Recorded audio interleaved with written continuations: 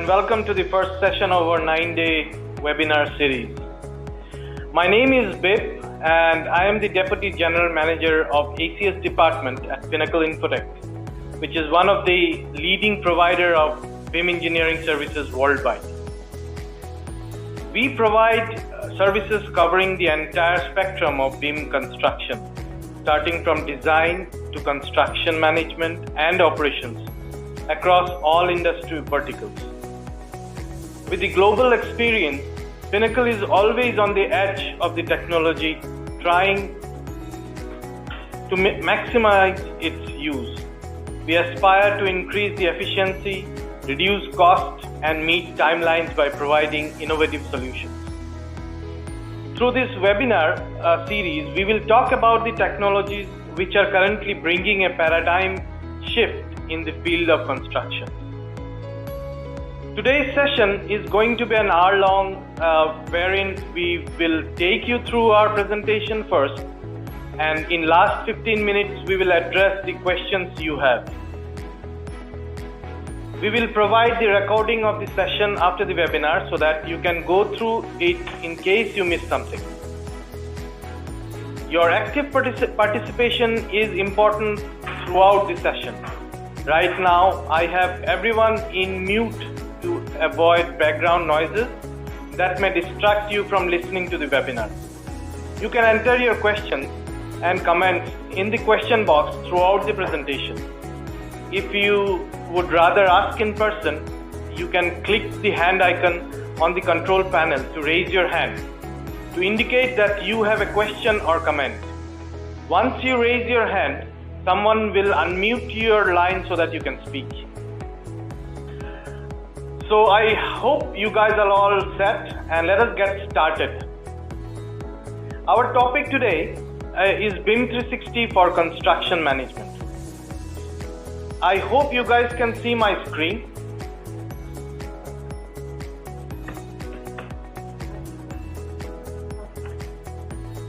Okay. Our topic, as I mentioned, our topic is BIM 360 for construction management. BIM 360 is all about the required collaboration in the construction industry, as the picture says. And we will be sharing BIM 360 usages for construction lifecycle today. As the image here signifies, collaboration is the best way to work, said by a renowned New Zealand actor.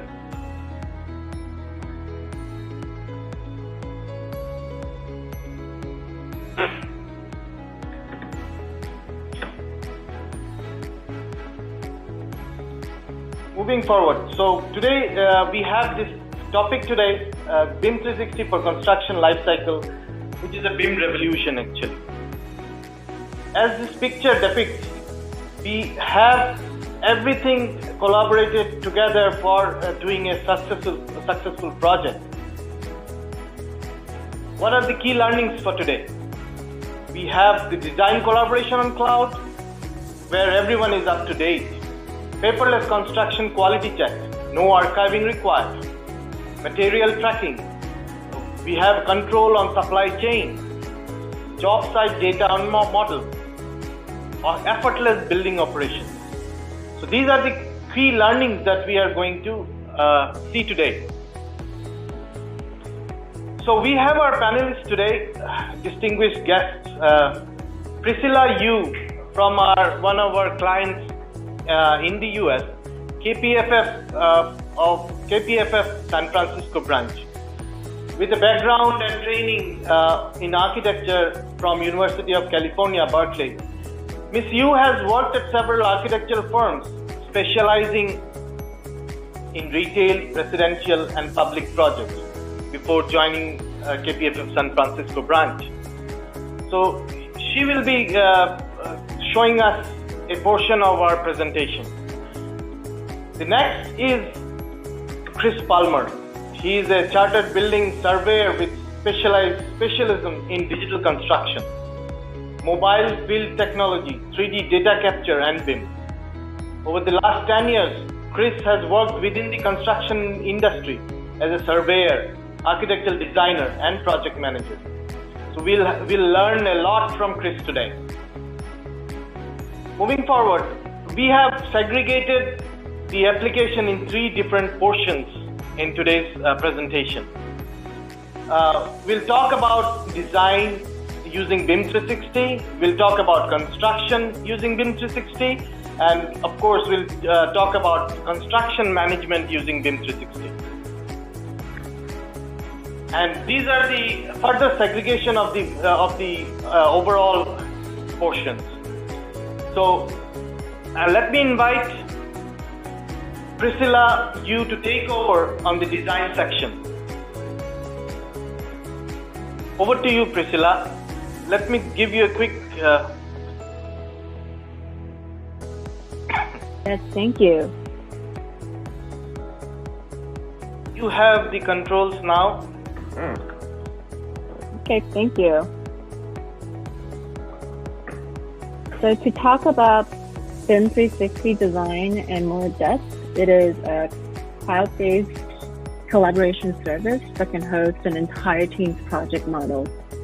All building project teams have centralized access to project data, and you can collaborate efficiently with anytime, anywhere access for the entire project team and operate as a single source of truth.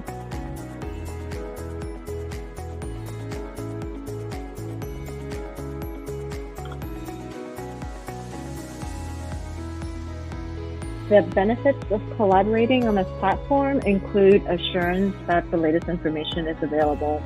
There is fast turnaround with working in real time and coordinated information. Easy access to information without the reliance on IT and traditional platforms of information sharing. Centralized location allows easy creation and sharing of information between team members, along with different offices at varied locations worldwide.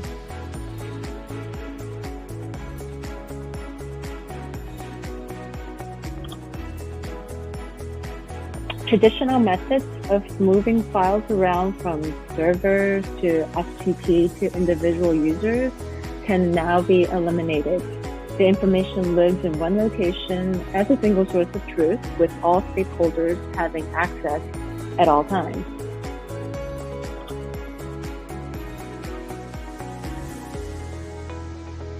With models in the cloud, individual users are still syncing and saving a version of the model to their local before syncing to central in the cloud. Versioning of models is recorded in the cloud when the latest model is published.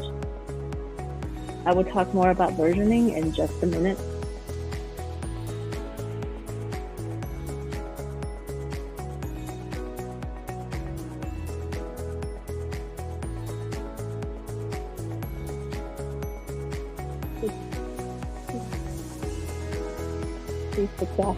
There you go. You can save central models to the cloud by collaborating in BIM 360 document management, choosing between different accounts and projects that you have access to, that you can see here, and then saving to your respective discipline folder.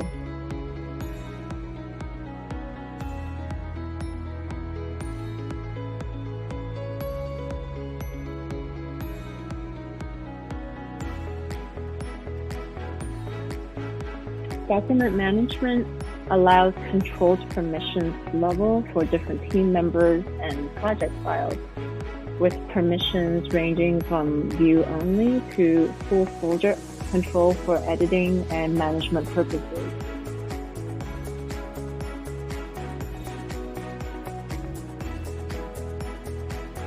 Along with the publishing of files, drawing sets can also be published by establishing a drawing set within your project file. Publish settings under the Collaborate tab will allow you to include desired sheets within your drawing sets for publishing.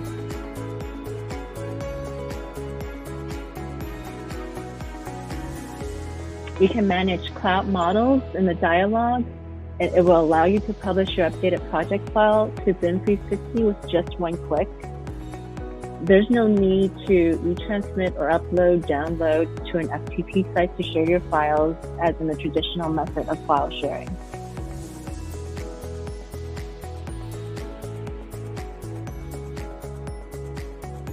After publishing, if you've published a drawing set, it can be viewed by all team members within the BIM 360 interface without the need to download a set of PDF drawings. This would be useful during project meetings or site visits when the latest set of drawings would be necessary for the most up-to-date information. So BIM 360 has a built-in archiving tool in the form of versioning. With each model published, a version of the model is kept, and all successive publishing will add to the number of versions available.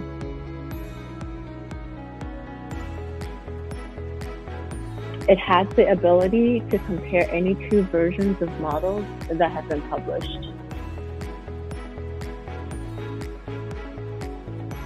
And the end results of changes will be displayed. And this can be filtered by discipline, modification, and family type. Changes are also separated into 3 categories, either added, removed, or modified. And also each family category is also noted with any combination of these changes for ease of review.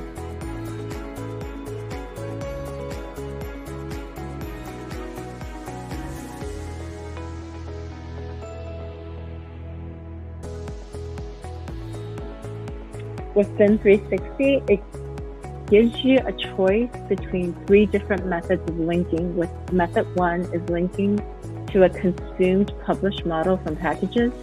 Method 2 is linking to the shared folder, and method 3 is live linking.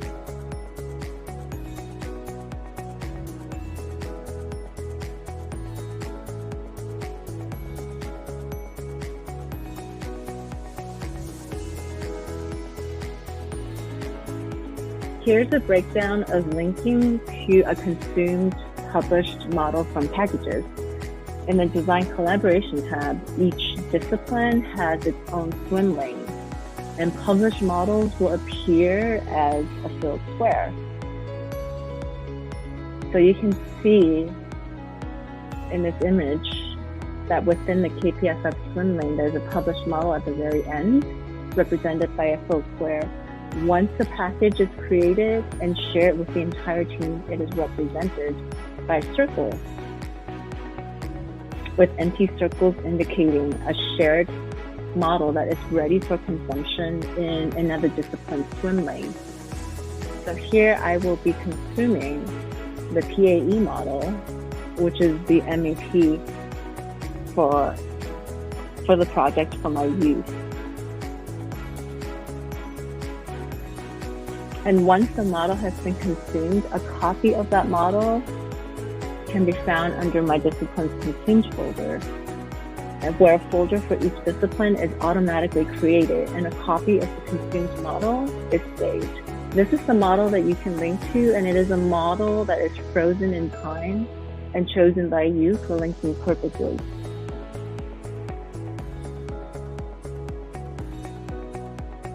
And to link to a model saved to the shared folder, it is your responsibility to first publish your model and then create a package where you will then share your published model with the team. The creation of these packages can include the entirety of the model, or you can actually just choose drawing sets. Once you've chosen the content to include, you can click on share, and it will be shared to the entire team.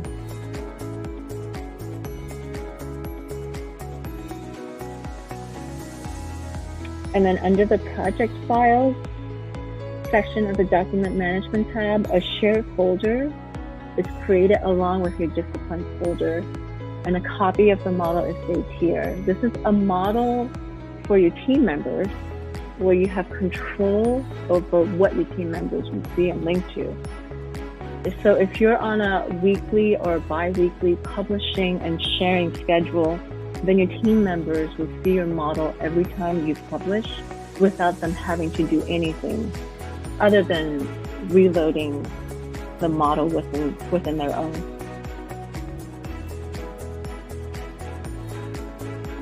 And then the last method of linking is to link to the Live Central model. This way, other team members will see in real-time changes that are made to your model every time you speak with Central.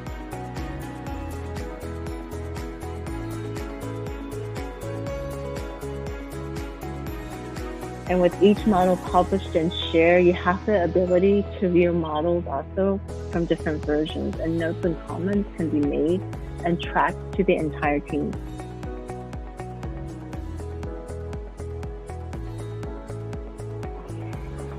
And with that, I am going to turn it over to our next presenter.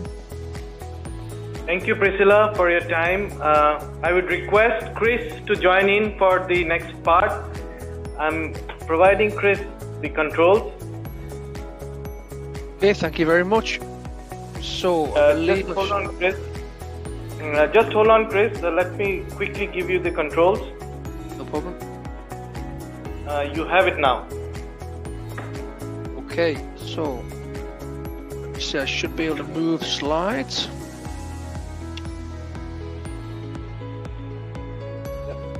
There we go.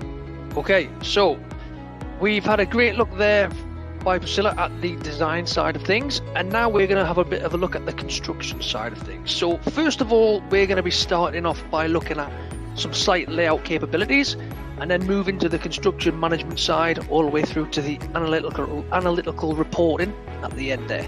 Finish off with a bit of analytical reporting.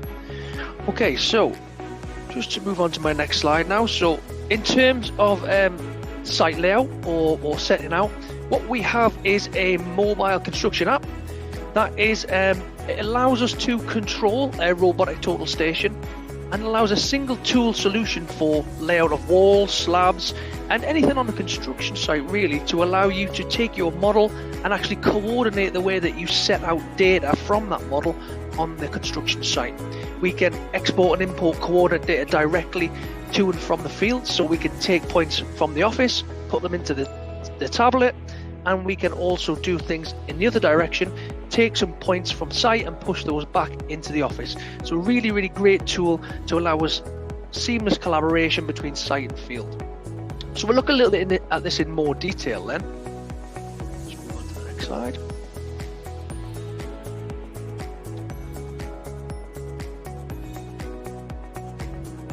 Okay, it doesn't seem to want to move.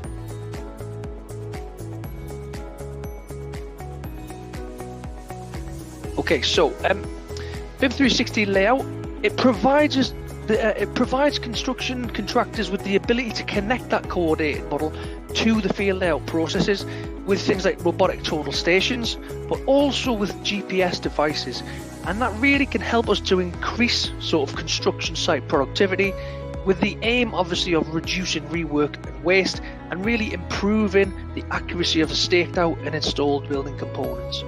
You can see on the screen there a small breakdown of some of the things we're going to look at next in terms of what you can actually do with this app and how helpful it can be. So first of all, in terms of BIM 360 syncing then, we have accessibility via the cloud to documents and drawings, and you can ensure that the site setup team are always working on the most up-to-date versions, and so that they're working to a single source of truth when it comes to actually setting out information. This means that you're syncing all of your coordination points to a robotic total station or GPS, and you can guarantee that it's pulling data from the most current version. So by leveraging a unified cloud platform, teams are really able to improve collaboration, and with the BIM 360 layout app, you can create issues directly from your mobile device while out on site. Those issues can then sync back into the platform for visibility by other team members, whether they're in the office or in the field.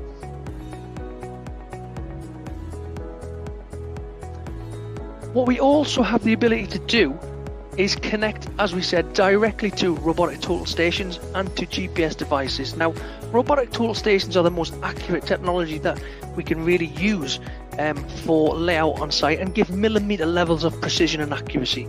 So with this level of precision really comes a minimization of any issues or RFIs that might occur downstream during construction. That alone is really a great reason to kind of use this technology, which is why it's critical for the BIM 360 layout app to have a streamlined connection with these total stations.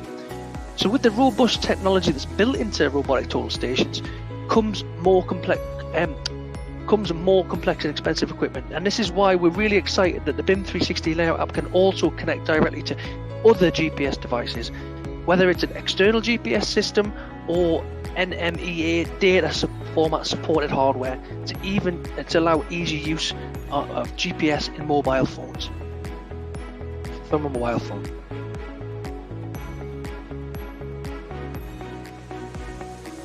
And so, we'll just skip the slide there.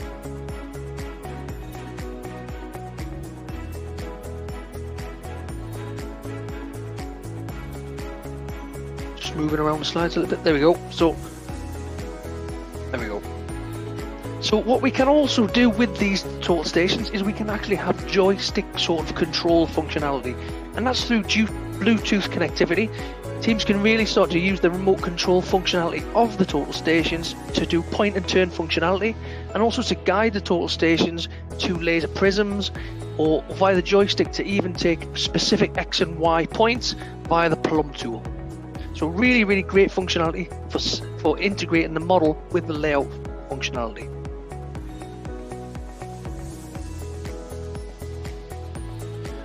And with the I think we've also just managed to miss a slide. And with the what's nearest routine, the app functionality is really good in terms of it can coordinate the location data to actually guide the surveyor on the most productive and efficient route for conducting the layout. It's kind of like a bit of like a Waze for layout, optimizing the fastest journey and giving teams back the time they need to focus on other critical tasks. In addition, teams can easily sort and filter point data using the list view or directly within the model, and you can even filter model points by level to quickly kind of narrow down views based on each floor.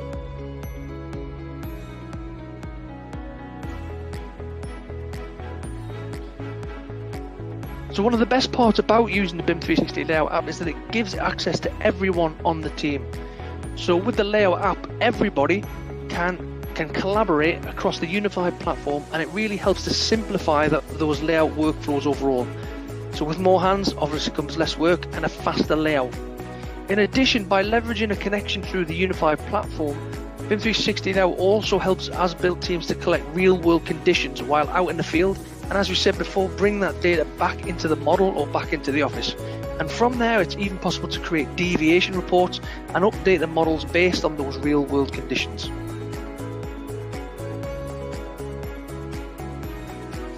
Okay, so we've talked a little bit about the layout tool there.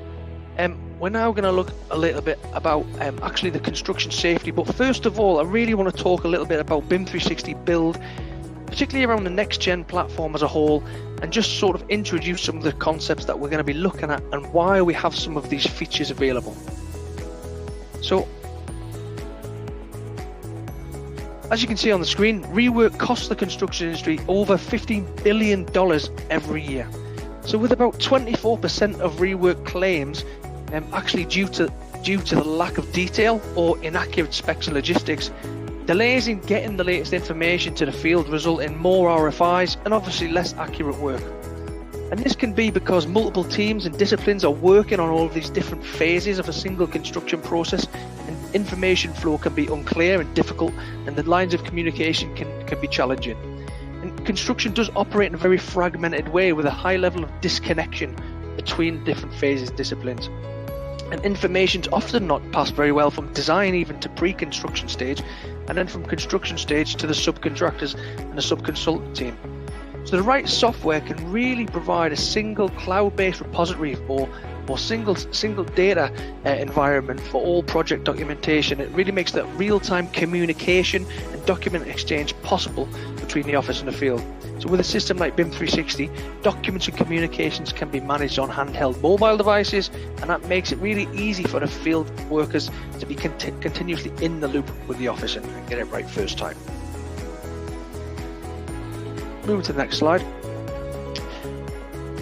As you can see on the screen here, 62% of construction professionals still transfer field data manually or via spreadsheets, and 30% of data created during the design phase, during design is actually and construction is actually lost at the sort of operations closeout handover stage. So, as we said, more than half, about 55% of rework claims are due to inaccurate field data. So, when workers in the field have outdated plans, at best they're going to be wasting their time going back and forward to the site cabins, to the trailer, and to get that information. And at the very worst, actually, they're going to start to work on outdated plans, and the result of that is obviously rework. So software should really provide a single source of truth that can be accessed in real time directly from the field, and that's going to eliminate these time-consuming trips, and also make sure that everybody has the latest changes, so we can make markups, and submit RFI responses, and also resolve issues.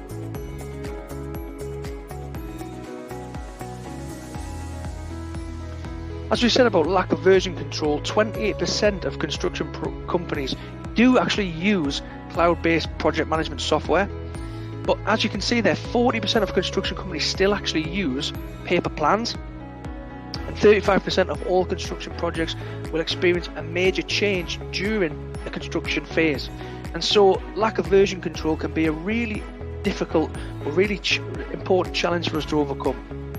And so often the left hand and the right hand don't actually know what the other one's doing, and that leads to delays in communications and scheduling. And a study by McGraw-Hill shows that about 76% of contractors using cloud-based technology report much better team collaboration.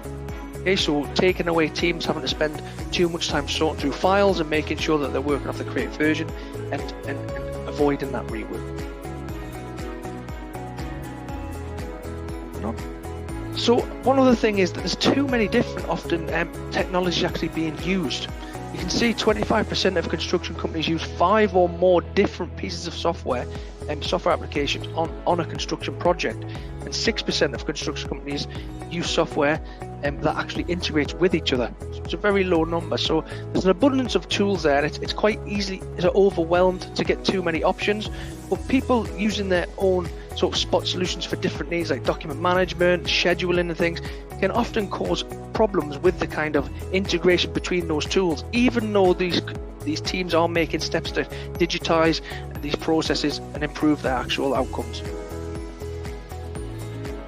So what we have as part of, or the way we approach this as part of the Autodesk Construction Cloud, which is part of what BIM 360 is within, is that we approach it in sort of 3 different steps.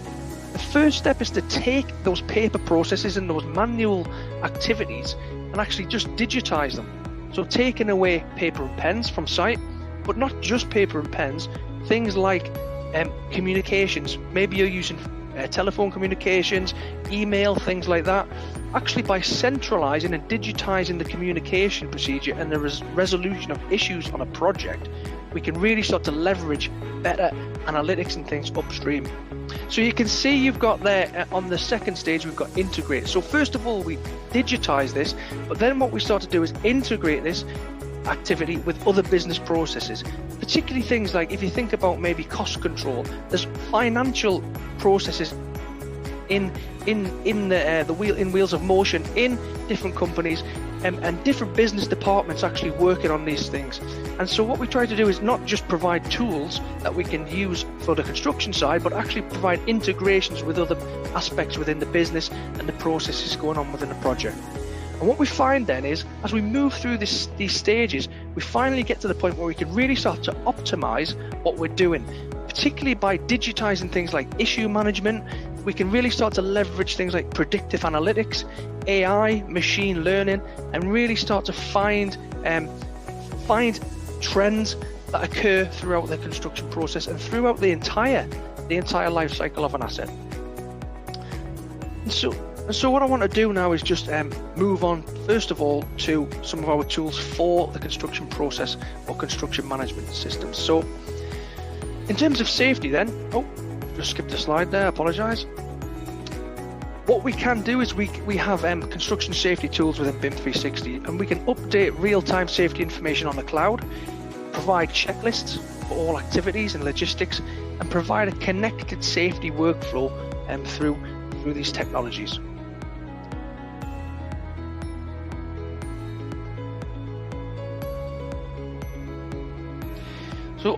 as we all know, the most important program for any construction company on any project is the safety program.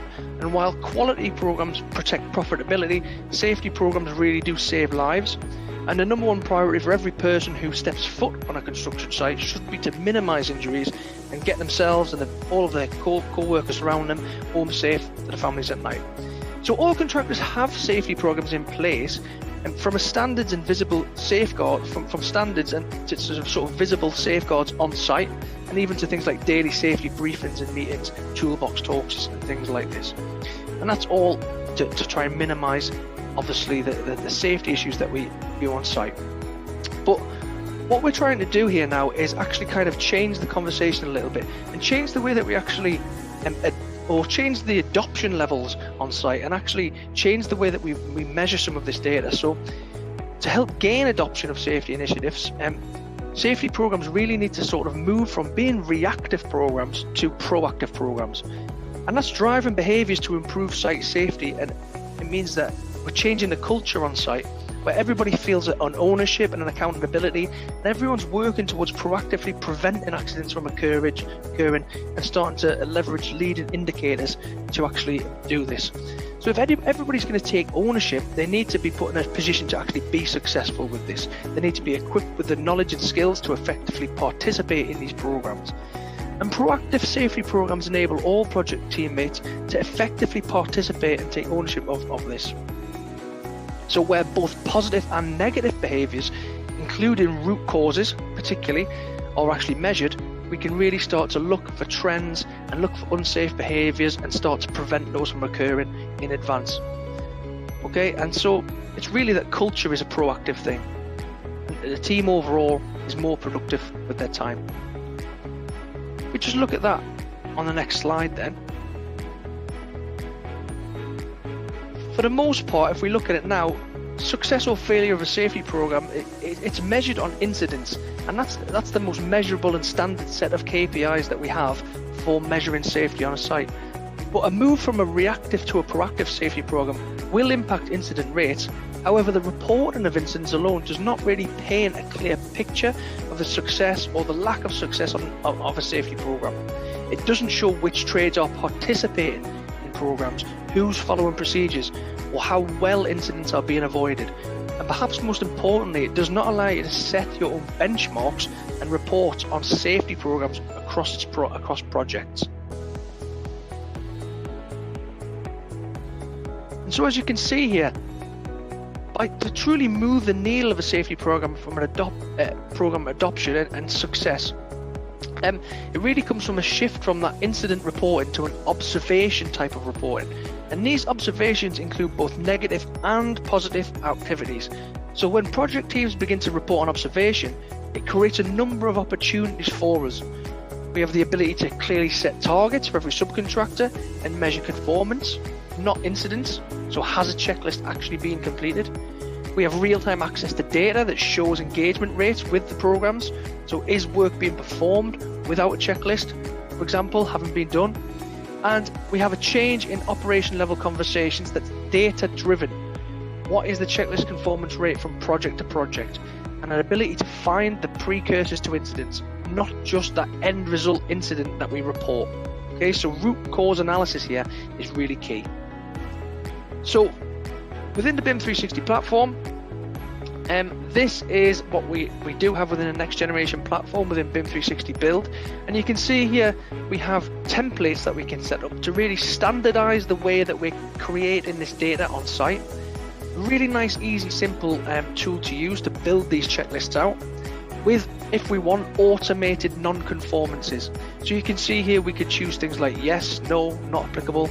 We can choose all of the sort of answers that we want to give and how we want to build this checklist out.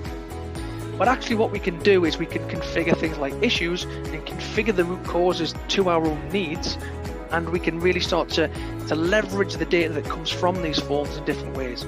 So what we're doing here now is we're just taking that template and actually checking that out and assigning that to an individual. And you can see now that is how the checklist would then start to look on the tablet when we went to fill that out on site. So we can filter by checklist to find anything that's been assigned to us, and then we can actually go and look once that's completed to see the completions that have come through. These checklists also include things like digital signatures and all the things you would expect from a typical process. So we can use these for things like we can use them for things like permits as well if we want to. So we can make sure that things like hotworks permits, ladder permits, whatever it is that you want to use it for, as well as the sort of standard walk-around inspections that you might be thinking of from this aspect. So that's really the way we would approach safety within the platform. So we'll now just move on a bit, and we're going to look at quality assurance. So we're just looking at quality check now. So first of all, as we look at with the design side and with the document management, enabling the latest version of the model to be available on site is a really big tool in itself for quality assurance, because we can give people in their hand the 3D information and the 2D information to make sure that that's possible for them to start to look at and start to make sure that it's up to date.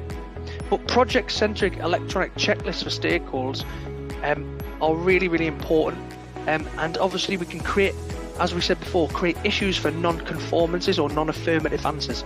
So for example, if we want to standardize that data collection, if we do have a non-conformance, that data collection standardized so that our data analytics platform can pick that up and give us repeatable answers and clear messages. Just move that on a little bit. So as we saw just before there with the safety checklists, very similar now, we can start to do this for quality, and we can build this out in any way that we want. Very similar to the checklist we just looked at. What's also really nice here is the ability to take notes against individual items, and also to record photographs against individual items. So maybe if we do have some damaged material, or we have some kind of defects or snagging items, we can really start to take records of that and make sure that we have issues created to actually log that and close that out. That across. We also have a daily reporting functionality here within BIM 360 Build Next Gen platform. And so what we can do is we can start to, on a daily basis, automate things like weather collection, data information. So if you need to look back throughout your process, your project, and you need to sort of see what the weather conditions were, the labor rates were on site on a particular day, we have tools available for you to just create these reports very, very easily and actually start to collect that information on a daily basis and look back and report on it in any way that you want, with dashboards and sort of customized scheduled reports. Oh, just skipped a slide there. Oh, sorry.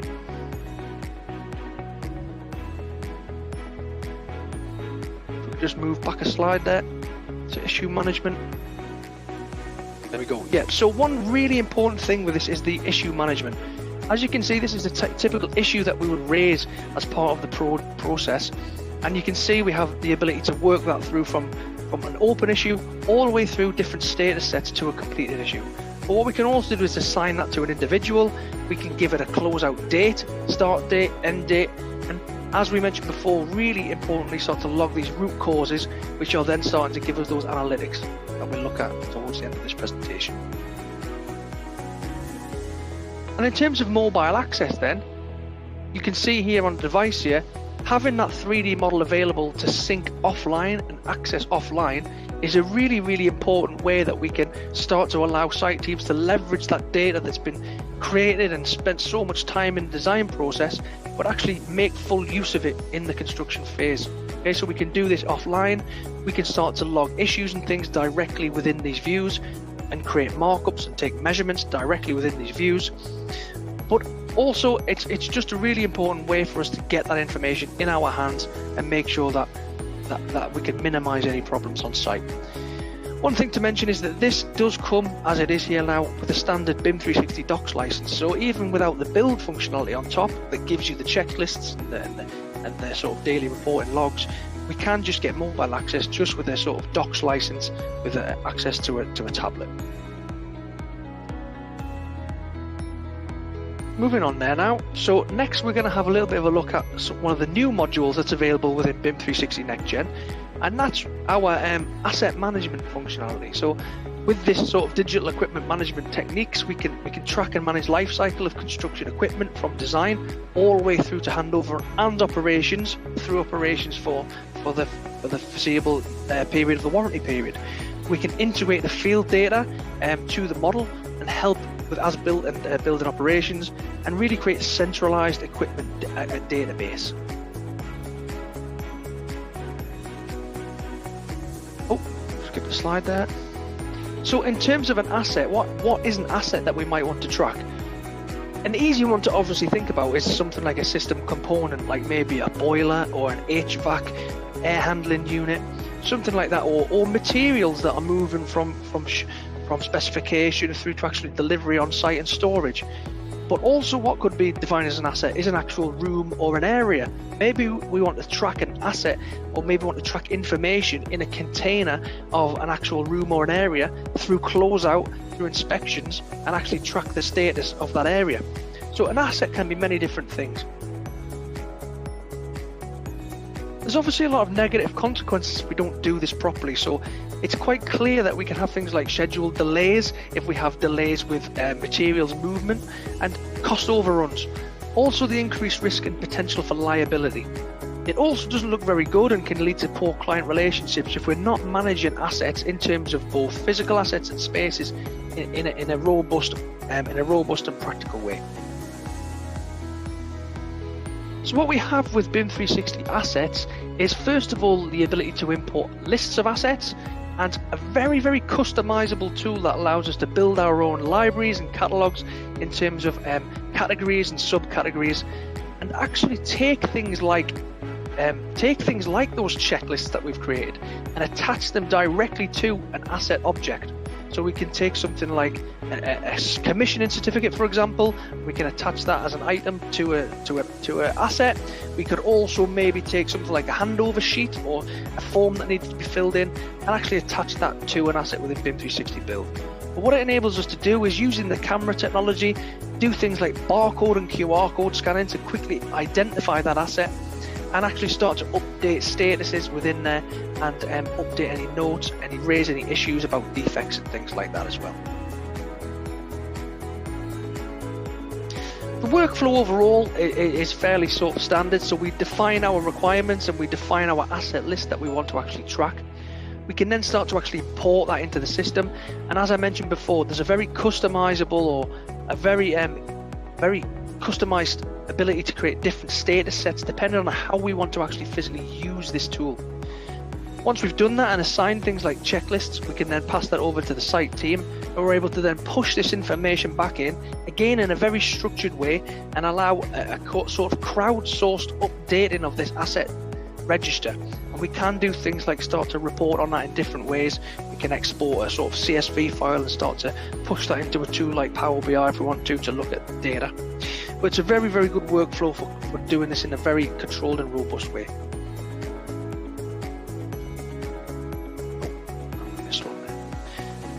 Last thing to mention, that is obviously available on mobile, as we said before, so we can view all of that information directly in your hand and start to update that from the site.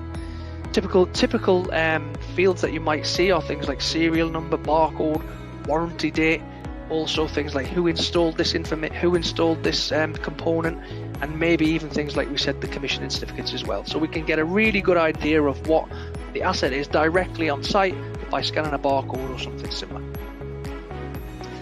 So just to kind of close this one off now, we've started to collect all this information and control that information in a very structured way, and really we're kind of going back to the start here by starting to talk about how we can leverage analytics and things like AI to actually help us in what we're doing by centralizing this data collection and data communication. So we have something called Construction IQ within BIM 360, which is using machine learning to identify high-risk issues that could impact things like cost, schedule, quality and safety, and really start to analyze and project performance and start to make predictions about what the actual things are that are going to be found on different projects as we move forward. And that all comes back to those issues and those root causes and that data that we're generating on site. This is just an example of how an insight tab would look on a particular project. So this is a project level insight where we could maybe look at things like quality and safety and start to dashboard this and get really good insight into project level data. But what we can also do is move this a step above and start to actually do this at an organization-wide level. So the standardization of the data input is really key here, because we're starting to leverage all of the activity that goes on through all of these different communications and information collections, and really push this and view it at a really 3,000 foot level to really see everything that is going on throughout the entire organization.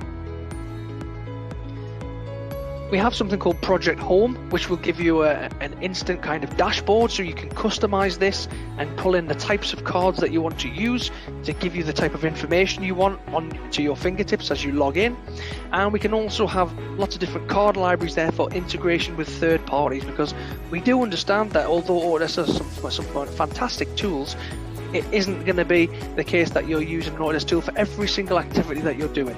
And so with the Autodesk Forge platform, that allows us to actually connect with integration partners and start to leverage things like, maybe it could be virtual reality, maybe it could be something like laser scanning technology, maybe it could be something like photogrammetry that's been used on site to collect data, 360-degree site panoramic photos, these types of things. But by collecting that data, we have the ability to start to leverage that directly within one platform, and really start to do things like raise issues about anything that we're discovering through the different technology.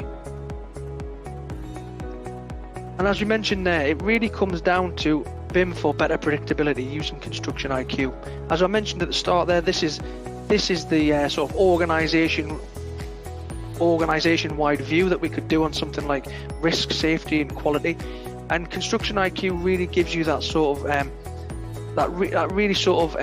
executive level cross-project ability to view all of that data that's been collected, and really adds intelligence to the things that we're collecting at the surface in those checklists in terms of quality and safety and risks. And with that, I will hand back over to our moderating team. Thank you very much. Thank you so much, Chris and Priscilla. We'll go ahead and take some time for the questions. And just a reminder for all of you, please be sure to type your questions into the question box in your control panel. All right. So let us first listen to Bimal on one of his questions that he just wrote. Please go ahead. Chris, thanks for the wonderful presentation. It was really detailed. Now, my question to you is, how should a company plan for transition to BIM 360? What do you think are the critical success factors and the challenges a company can face for the transition? Like, what has been your experience? To be honest with you, it comes down a lot to business processes as well, because BIM 360 is a very bespoke and customizable tool. We have amazing technology within there, but it's not just going to be a case that you can pick up and run with this without actually looking at the way your business is maybe operating and actually trying to fit into the different departments and design teams. So it's usually a case that it's not just about software adoption and maybe, for example, learning new tools and learning how to use the different interfaces, but also looking at how people actually work and how people actually communicate, and changing the whole methodology or assessing the methodology that they're using. So, for example, we often get people who are technophobes, don't like using tablets and things on site. And so what we do have is sort of like nice, easy user interfaces to enable that to be as small a hurdle as possible. Okay, and yeah, I mean, what we also have as part of the Autodesk Construction Cloud, we understand that, you know, with it being cloud solutions, we're in a very, very unique position that we can connect into different systems. So if it happens to be that you do have an existing system for data storage, data management, and you want to maybe build connections out between those things, there is the ability to do that with the APIs, with the Forge connections and things like that, to minimize any kind of startup problems. What we do also have through our partners and also through Autodesk themselves, we have some really great deployment teams and customer success managers who are very, very experienced in deploying and getting people up and running on the systems and rolling this out in companies. And they're always available to just kind of guide you through the process, because obviously we do want you to be successful in transitioning to this sort of digitized workflow. Thanks, Chris. In fact, there are a lot of interesting questions from our global audience. One of the questions is, if 40% of the companies are using paper plans, how do we ensure that the paper plan they are referring to is the latest revision?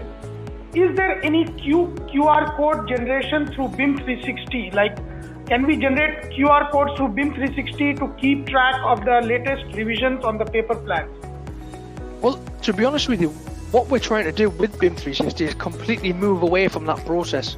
So with BIM 360, even with the document management functionality, you probably saw in Priscilla's presentation there, we have a really good version control history, and we also have something called optical character recognition. So if it is, for example, like you're working with a third party who is maybe they're using a different design platform and producing PDF drawings and producing and plotting those out on paper and using paper-based systems. If they provide you with the PDFs, then what we have is optical character recognition, which can strip out things like the title blocks information, the names, the numbers, and by doing that, we can then ensure that when we upload a new version, we add a new version history, or we add to the version history of that object. And so we can do things like QR codes and scan barcodes, as we saw with the asset management side at the end there, but really what we're trying to do is completely move away from paper, and that is how we manage the version history by this OCR technology, the version histories in the system. Thank you so much, Chris. The next question is for Priscilla. Does BIM 360 application allows to collaborate among different BIM formats? For example, if architect developed the model in ArchiCAD MicroStation, structural engineer developed in Bentley, and MEP could be using some other platform. So how do we combine them using BIM 360? I think the question is open to both of you. If you could enlighten us on that, that would be really nice. There's the ability to upload, traditional file formats like CAD file formats for disciplines that are not specific way of working in Revit. I mean, it would be ideal for all disciplines to be working in the Revit platform so that you can really take advantage of all the different tools and versioning and comparison tools that's available to you. Yeah, just to touch upon that as well, Priscilla, what we do have is IFC support within BIM 360 docs. So if you are using a different platform and you do want to use things like BIM 360 Coordinate for things like clash detection, you can still leverage the platform with different vendor information. The slight difference that you do have is with Revit, you have the ability to strip out things like sheets. Same with AutoCAD, we have the ability to strip out paper-based layouts and separate them into drawings. So that's the only sort of thing we do sometimes lose, but we do have the ability to use that 3D data from other vendors within BIM 360 docs. Thanks, Chris. There's another question. Can BIM 360 integrate with existing apps and ERP softwares that a company has? How is the BIM 360 integration with other softwares? There's a couple of different ways to look at it. We have our own cost platform within BIM 360, but it is a cost management tool based on projects. So it's very much about managing things like potential change orders, variations, costs associated with RFIs and actual budgets within a project. So we do have some costing tools there. Now, what we try to do with that is allow that to be very customizable again, to allow you to use like budget codes from your ERP system, so that there's a kind of seamless link there in terms of the data that you're working with and like budget items and the way you're actually naming and the conventions you're using. And like I said before, we do have we've got Autodesk Forge, which allows us to actually communicate directly with other platforms, and we also have ACC Connect, which is our API platform, which actually has connections to about 200 different platforms. And so things like there are things like Sage. As long as it's an online tool, we can generally communicate with it through the APIs, and there are ways to build out what we call recipes to communicate and share the information. Thanks, Chris. Now we see that the world is moving towards digital twins and BIM-based facilities management. So how do you see the role of BIM 360 for facilities management? We do have a BIM 360 Ops, which is BIM 360 Ops is another module within BIM 360 that allows us to kind of seamlessly transition to the operation phase into a kind of ticketing-based system. So you can do things like manage all that data you've created doesn't actually get lost. In terms of the digital twin conversation and actually using that model, obviously the models are still available within BIM 360, so you can start to use them, and that would be obviously the latest version of information. We do also have a very recent app that's been created, which is a really nice tool for archiving of data and actually sort of downloading things in a very, very structured way, including all the metadata.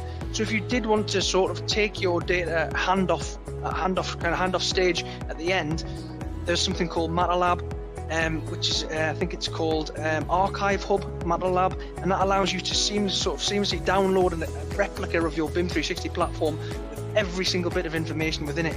So data handoff's obviously key, we can see that, and obviously you can still use the platform with the asset management tools for the length of the warranty periods of those items, and we do have operations teams using that as a kind of handoff anyway. So there's multiple different ways to approach it, really, depending on what you want to do. Thank you, Chris. I'm sure BIM 360 will bring a paradigm shift in the complete project lifecycle, as you mentioned. Now, next question is for you, Priscilla. What is the workflow in place in your company for approval process for RFI model approval? How do you use BIM 360 is there any specific workflow that you have in place? It doesn't. So the workflow is not really modified. The traditional workflow is still very much in place for, especially for any addendums, RFIs that are issued. And so it's always, the hardest part is actually getting the information, the correct information into the model and to disseminate into the entire team. And so really the traditional workflows, whatever it is that you have in your office, will still be applicable to the BIM 360 platform. So Chris, the same question to you. Do you think, as Priscilla said, they have their own manual system for model approval process. Now, does BIM 360 offer any standard workflow as a best practice for the RFI and model approval? Not so much best practice, but what we do have is a very flexible tool. So whether or not it's a document, maybe a method statement, a risk assessment, a certificate, maybe it's a pack of drawings, whatever it is, we actually have a very bespoke, customizable tool. So you can have single stage workflows to, I think, 6 stage workflows with multiple reviewers in different phases. So we can create those workflows and actually push information through sort of templated or customized workflows with everybody sort of accountable for the information that they generate or mark up or comment on within that process. So very customizable tool, to be honest, in terms of approval. And Chris, I can really understand some of the questions that we are getting from the audience. They want to see the success stories, So they're asking, do you have any live projects in UK that the full BIM 360 suite has been used on such projects? There are lots and lots and lots of good case studies we've got. Yeah, we've got some really good case studies. A little bit difficult for me to sort of go into them now, but there's a whole host of information available on the internet. We'll maybe try and find a link that we can send out after this, where there's lots of case studies and things where you can download and look at some of the different projects, some big name contractors using the different tools on the site. So yeah, we can definitely get some information out about that. In fact, I would like to take this opportunity to share, how Pinnacle has seen the adoption of BIM 360 across globe. Like we are seeing some large projects. For example, the FIFA World Cup stadium that is coming up in Qatar, and for the last 3 years, and we have some very interesting videos and shots where we have tried to make the whole construction arena paperless. The construction site workers are using the tools, the various tablets. In fact, the most interesting is the inspection by the inspectors is also now getting paperless. So they just go to a pump room and they have to approve all the connections, and they go to the pump room model, they click, and we have created the inspection sheets template, so they can just click it and give the comments or approve, and it is immediately updated into the model, and everybody knows that this inspection has taken place and this is the result of the inspection. So from our experiences, even in Dubai airport, and there are many large job sites where we have seen, and we'll be very happy to share some of the experiences with the audience. Please do write to us on this email, and we'll be very happy to share some case studies with you. We have overshot the time. Anything you'd like to sum up and Chris to the audience? Because from the most of the questions I can see that people want to, they're all excited about the technology, but they're quite, resistant, or I'd say apprehensive about using this technology. So what would you recommend do's and don'ts before adopting this technology? How would you like to prepare your organization for implementing BIM 360? And Priscilla, your experience will be very useful because your company has adopted BIM 360. So what are the challenges your company faced and how did you overcome that?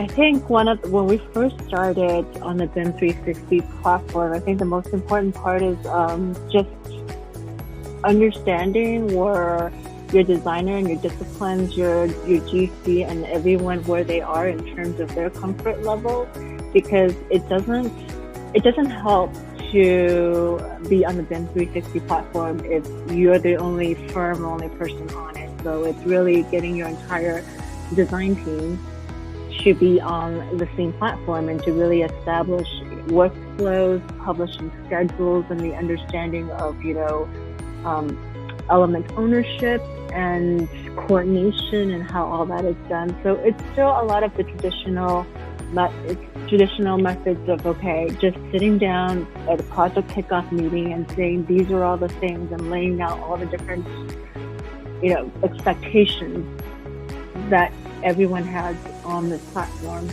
So I think for us, that's really the biggest, that really determines the success factor for using BIM 360.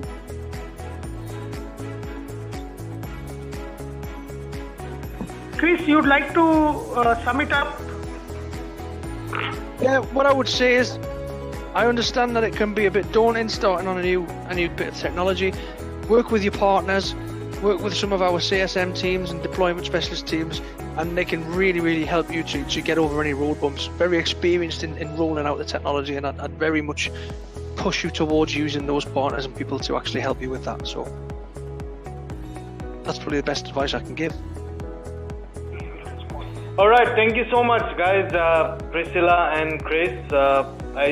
It looks like we have covered questions, but we could not answer all of them. We would respond to each of the questions individually, for sure. And thank you so much to everybody for attending this session. And thank you to our panelists as well. You guys have a great day ahead and a good evening too. We look forward to see you guys again on our other webinar sessions starting tomorrow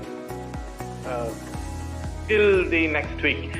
So thank you so much. You guys have a great day ahead. Thank you.